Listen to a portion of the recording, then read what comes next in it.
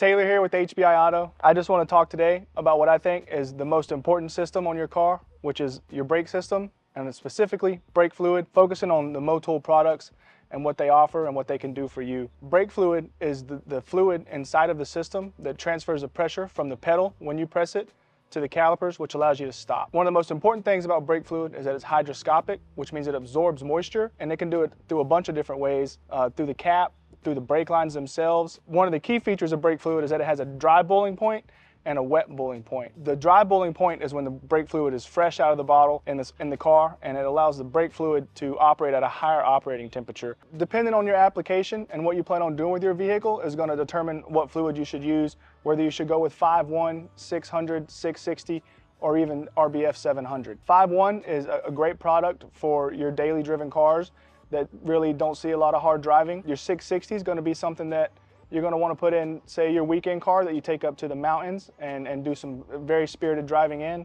When you have a track-focused vehicle or a vehicle with carbon ceramic brakes, that's when you're going to focus towards the RBF 660 or the RBF 700.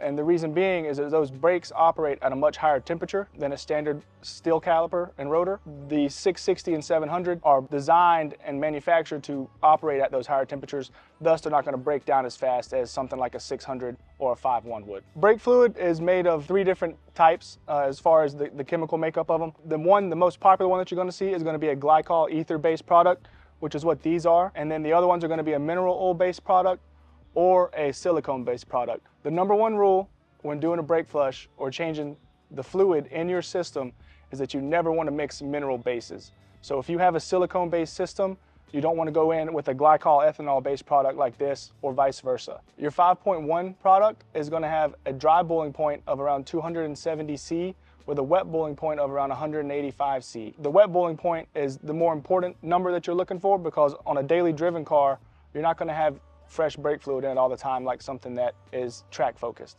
Your 600 and your 660 products are going to have higher boiling points, specifically the dry boiling points. The reason is these get flushed very regularly when you're doing a lot of high performance driving. They're going to have boiling points in the neighborhood of 312 C and 320 C, the wet boiling point being somewhere closer to 205. As far as service intervals go, if you're doing your daily car, that's something that you should consider every, say, 2 years or around 20,000 miles. The system will absorb that water into it and make it not break as well, causing brake fade. As far as, say, a track car or something that you're driving very spirited, if you're going to the track, you should flush the system before every event that you go to, just to be safe. The last thing you want to do is have brake fade on the track. And as far as like your 660 and your 700 brake fluids, the same thing can be applied as like the 600. If you'd like to learn more, please give us a call at 336-978-8818. Thank you for watching. Please like and subscribe.